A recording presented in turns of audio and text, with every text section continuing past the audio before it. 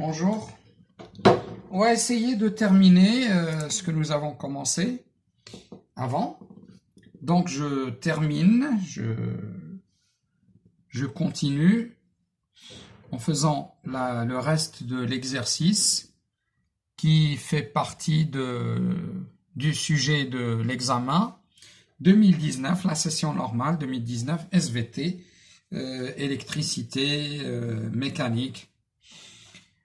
Alors, on s'était arrêté à la 6e question. On avait calculé le taux d'avancement taux, et c'était 4%.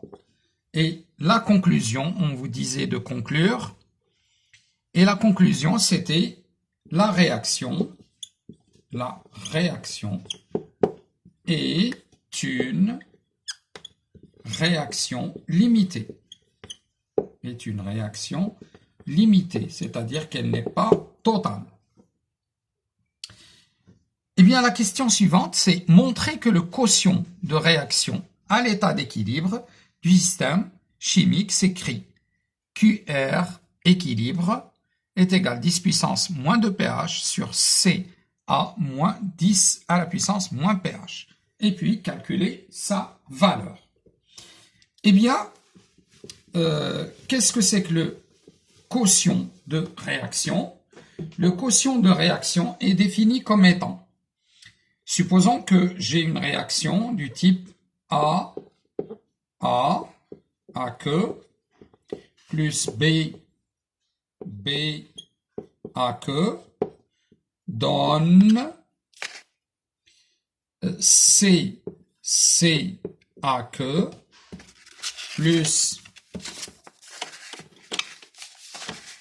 plus D que. Donc, voilà. Eh bien, dans ce cas, on définit le quotient de réaction de la manière suivante. QR, ce sont le produit des concentrations des produits,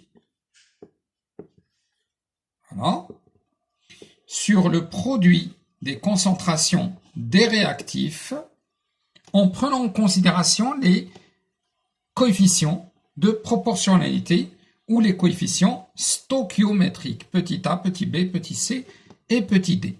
Mais on ne peut définir la concentration que pour des substances qui sont aqueuses, c'est-à-dire des substances qui sont dissoutes.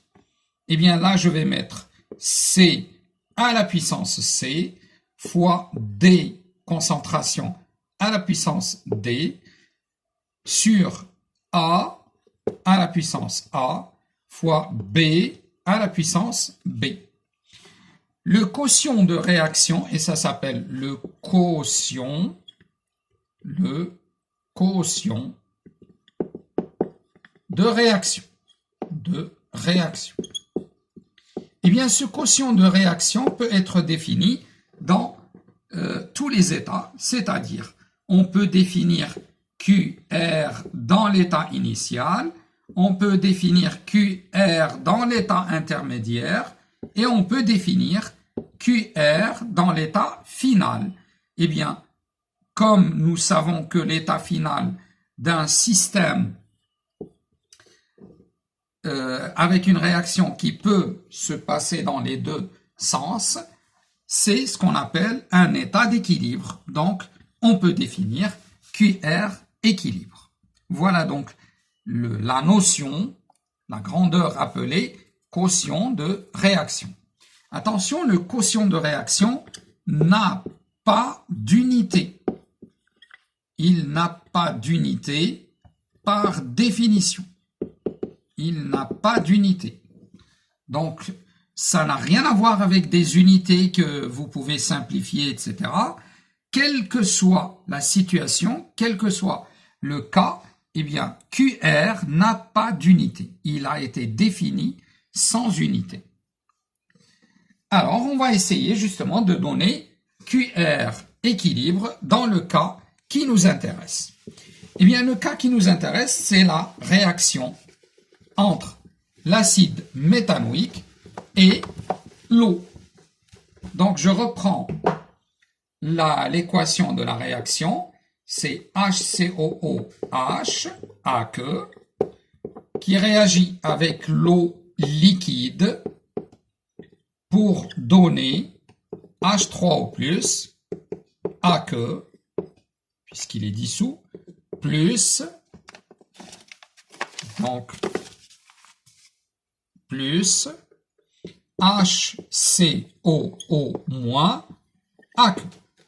Eh bien, il est clair que QR équilibre, c'est tout simplement la concentration de H3O+, dans l'état d'équilibre à la puissance 1 fois la concentration de HCOO- à l'état d'équilibre à la puissance 1 divisé par la concentration effective de HCOOH à l'état d'équilibre fois 1. Alors, tous les éléments, toutes les espèces chimiques qui sont dans l'état solide, ou bien dans l'état liquide, ou bien dans l'état gazeux, quand vous avez des solutions aqueuses, eh bien, les substances, les espèces qui se trouvent dans l'état solide, dans l'état liquide ou dans l'état gazeux, la concentration effective est remplacée par 1. L'eau ici, elle est liquide, je remplace donc par 1. Et j'ai donc l'expression de du quotient de réaction. Et donc, voilà le quotient de réaction dans ce cas. Eh bien, nous savons que on sait que, et quand vous faites un examen, essayez d'écrire, c'est très important. Donc, il faut quand même écrire de manière que le professeur qui est en train de corriger sache que vous êtes en train de réfléchir et comment vous réfléchissez. Donc, vous devez aussi argumenter. On sait que H3O+, à l'état d'équilibre, c'est tout simplement 10 à la puissance moins pH. Ou alors, pH est égal moins log de H3O+. Donc voilà, soit vous utilisez cette expression, soit vous utilisez cette expression. Puisque dans QR nous avons H3O+, eh bien c'est très simple, je vais utiliser cette expression. Alors, maintenant, il faut qu'on revienne un peu au tableau d'avancement, si vous vous rappelez.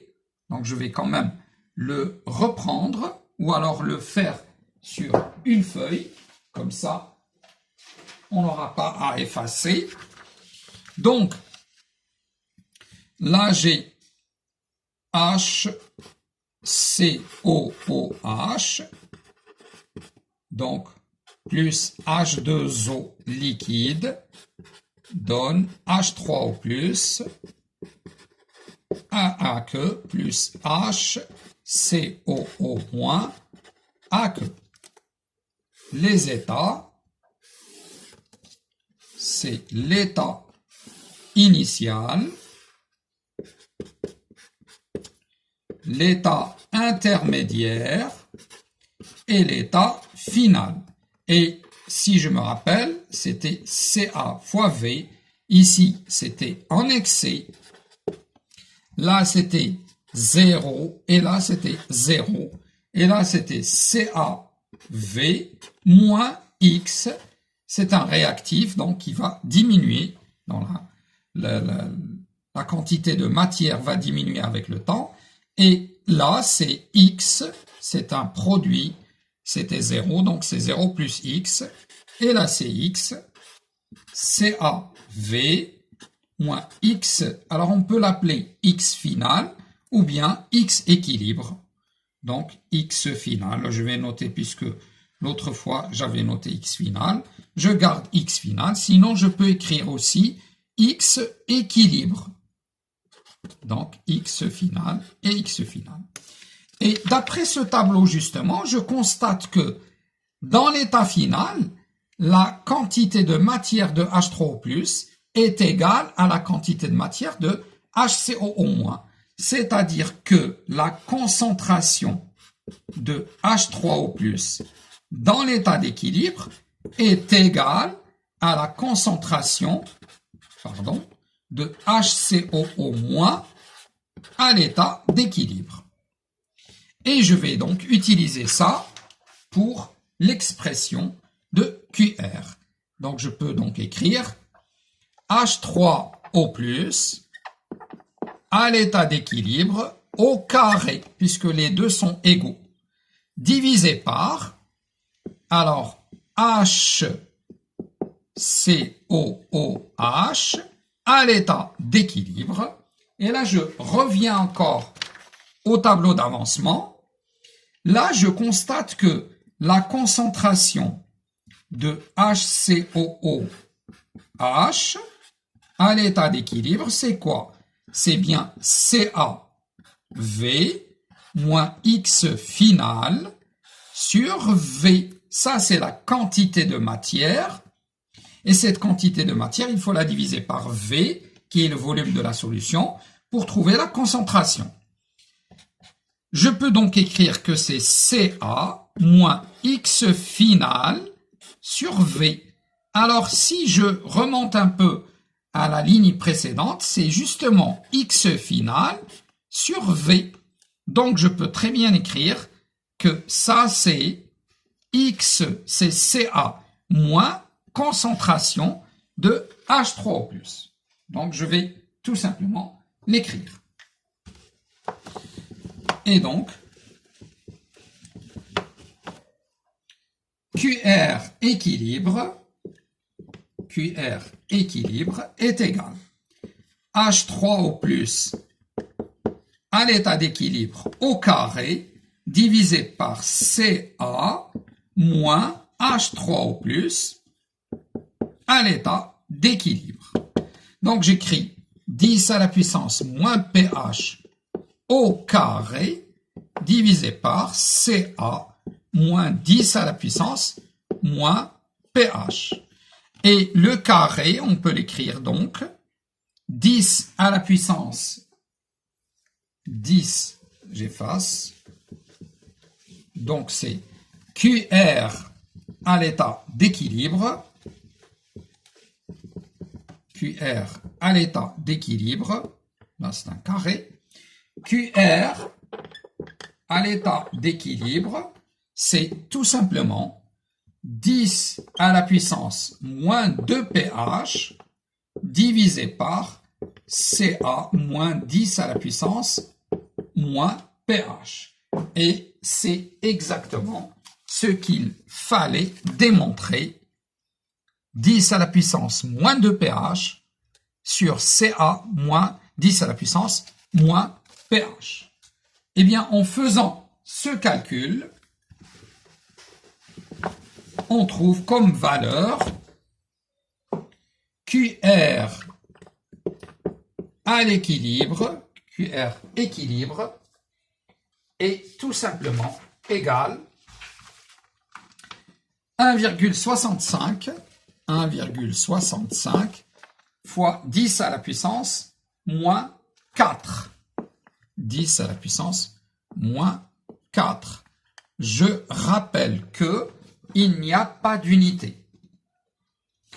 Alors, la question suivante, la question qui suit, on vous dit déduire la valeur de la constante d'équilibre K associée à l'équation de la réaction. Eh bien, nous savons que la constante d'équilibre n'est autre que QR à l'état d'équilibre. Donc, c'est exactement ce que nous avons déjà calculé. Et donc, c'est 1,65 10 à la puissance moins 4. Voilà donc pour cette première partie de cet examen ou de cette partie qui est la chimie de cet examen. Eh bien, dans la deuxième partie, on vous demande, on vous parle du dosage de la solution aqueuse, d'acide méthanoïque. Et comme première question, on vous demande de nommer les éléments correspondant au numéro indiqué sur le montage. Eh bien, le dosage se fait avec un matériel précis et dont vous devez connaître les noms, car c'est une question très possible lors d'un examen.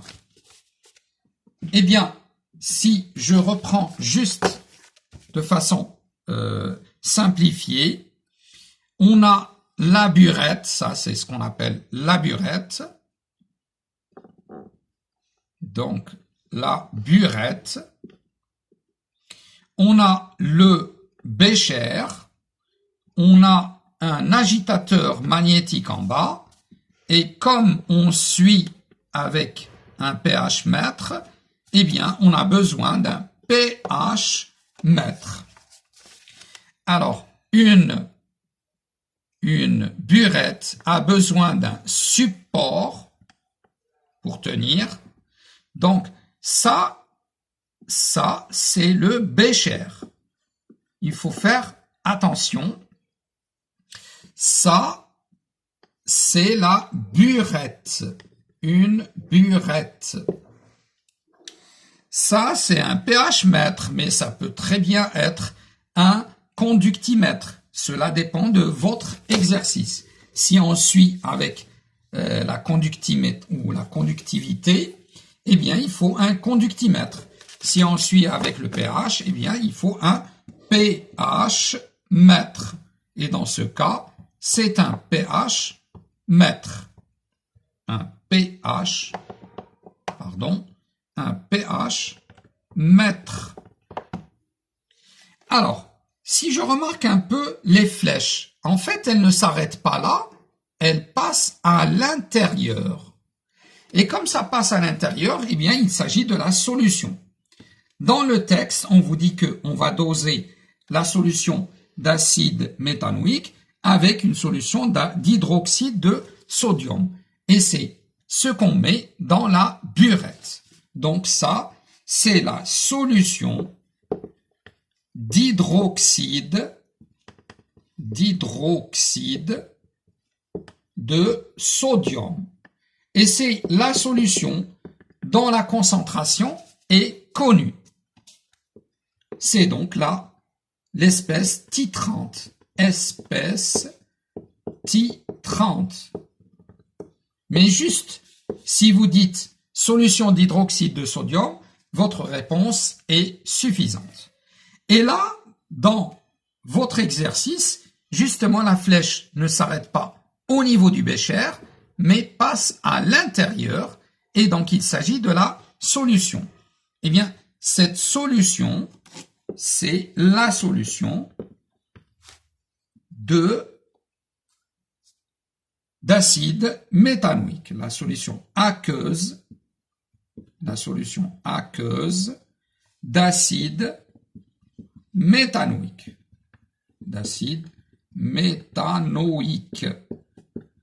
Et c'est tout simplement l'espèce titrée, donc l'espèce dont la concentration est inconnue. Donc, les noms, on vous a demandé 3 noms. Eh bien, le premier nom, c'est le pH mètre. 1, c'est le pH mètre. 2, c'est la solution d'hydroxyde de sodium. Et 3, c'est la solution d'acide méthanoïque. Après, ces 3 noms vous donnent 0,5 points, ce qui est quand même quelque chose d'important. Alors maintenant, on vous dit écrire l'équation de la réaction qui se produit entre l'acide méthanoïque HCOOH et les ions hydroxyde HO- au cours du dosage, sachant qu'elle est totale. Quand on vous dit qu'une réaction est totale, il est évident que vous devez utiliser une seule flèche en écrivant l'équation de la réaction. Et le fait de mettre deux flèches quand on vous dit que la réaction est totale, c'est quand même une erreur. Et donc les enseignants considèrent ça comme étant une erreur. L'élève doit savoir que si une réaction est qualifiée de totale, il faut mettre une seule flèche. Donc, l'équation de la réaction. Eh bien, comme nous avons HCOO, H, AQ, comme c'est un acide, il va libérer, et vous comprenez que à chaque fois je fais ça, et j'espère que ça vous aide. Donc, comme c'est un acide selon Bronsted, il va libérer un proton H+, et donner HCOO-.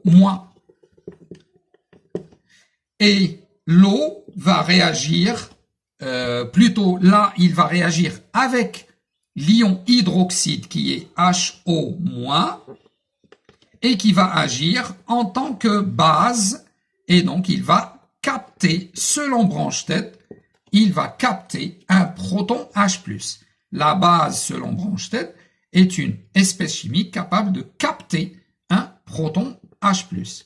Eh bien, ça va donner H2O liquide. Et donc, l'équation qu'ils vous ont demandé, c'est HCOH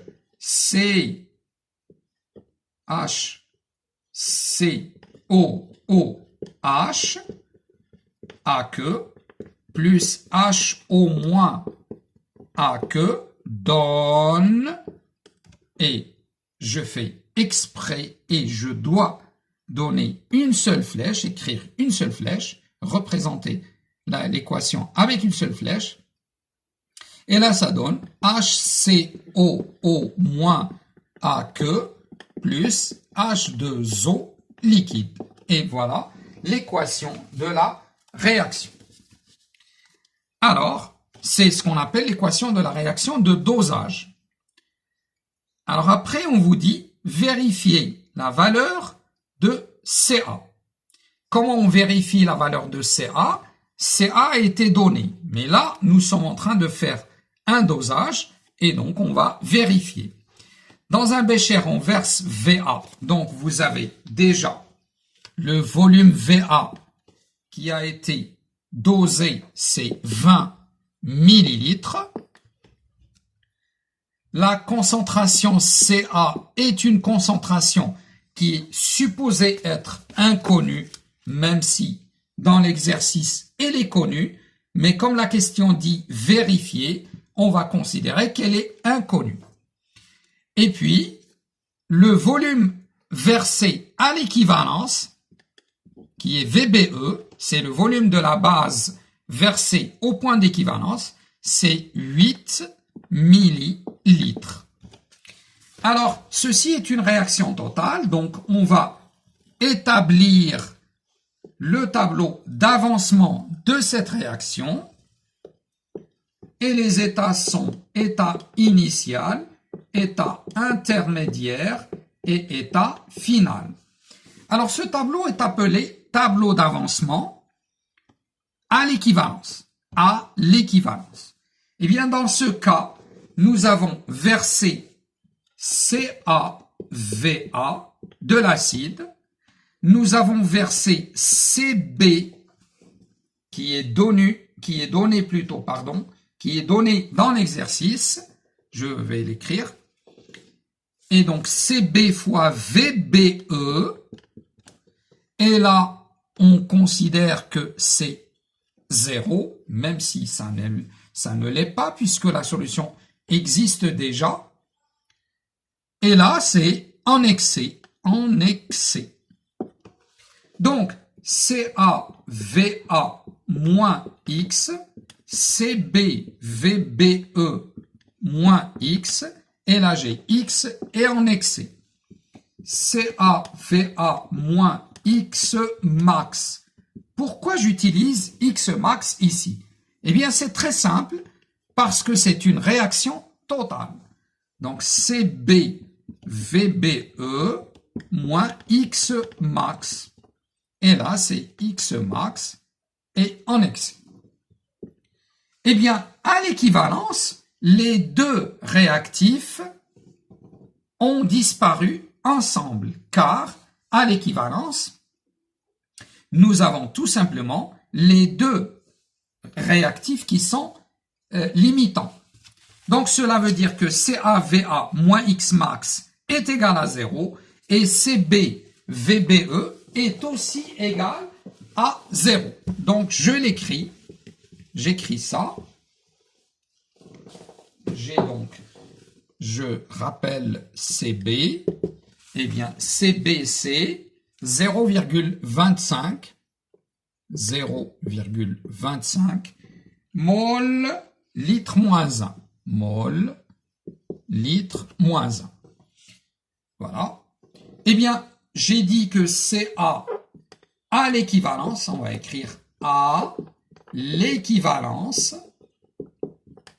au point d'équivalence, on a deux points, CAVA moins X max est égal à 0 et, c'est très important, ce n'est pas ou, mais et, puisque les deux sont limitants, et CBVBE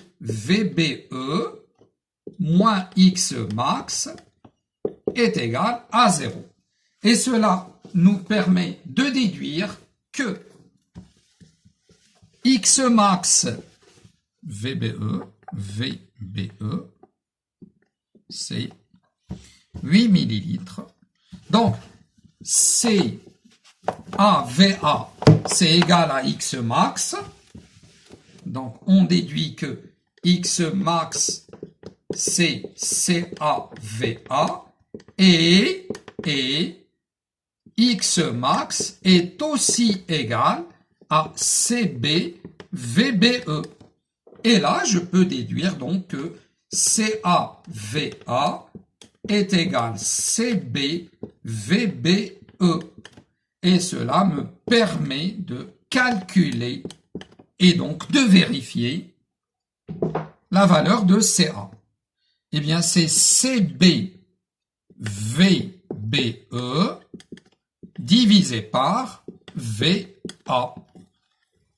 Et en faisant ce calcul, on trouve CA est égal à peu près, la valeur, c'est 0,1 mol litre moins 1. Et c'est effectivement ce qu'on vous dit dans le texte. Eh bien, CA est effectivement égal à 0,1, c'est dit en haut au début de l'exercice. Donc, voilà comment on a vérifié cette valeur de la concentration CA.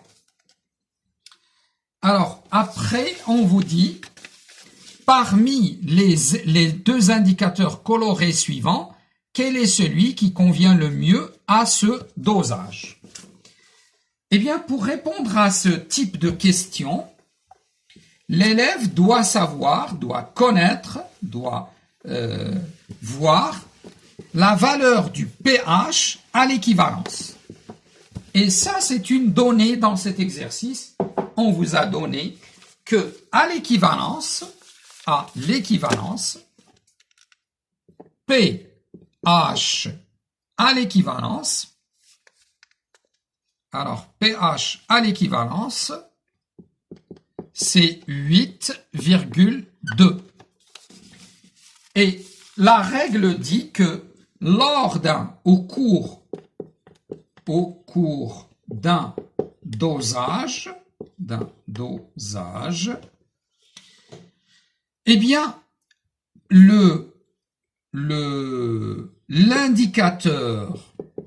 l'indicateur coloré, on va dire adéquat, est celui dont la zone de virage,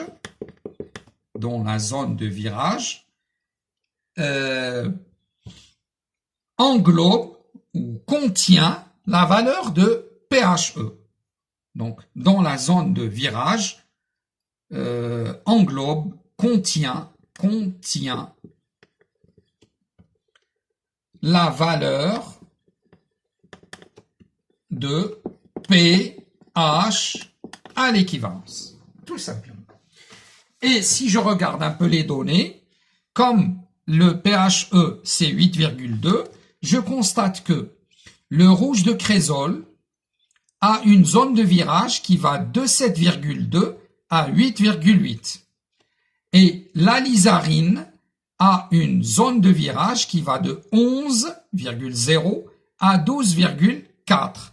Eh bien, le réactif ou alors l'indicateur coloré qui convient le mieux, convenable, adéquat, eh bien, c'est tout simplement le rouge de Crézol. Rouge de Crézol. Pourquoi? Parce que sa zone de virage qui est 7,2 à 8,8, eh bien, ça contient la valeur 8,2. Ça englobe la valeur 8,2 qui est le pH à l'équivalence. Ça, c'est la condition pour choisir le meilleur indicateur coloré ou l'indicateur coloré qui convient le mieux. Voilà donc pour cette partie. Après, on vous dit pour un volume versé VB égale VBE sur 2 de solution SB, le pH du mélange dans le bécher vaut pH égale 3,8. Alors, ça aussi, c'est très important. Quand vous avez un dosage, et que vous avez déterminé le point d'équivalence, et ce point d'équivalence vous a permis justement d'identifier VBE, donc le volume versé à l'équivalence, ou bien VAE si vous faites un dosage d'une base par un acide. Donc quand vous avez VBE, eh bien si vous prenez un volume versé égal à VBE sur 2, donc la moitié du volume versé à l'équivalence, eh bien, vous êtes certain que le pH que vous allez mesurer est tout simplement égal à pKa, qui est pKa, et Ka s'appelle la constante d'acidité. Donc, si vous avez à VB égale VBE sur 2, vous avez un pH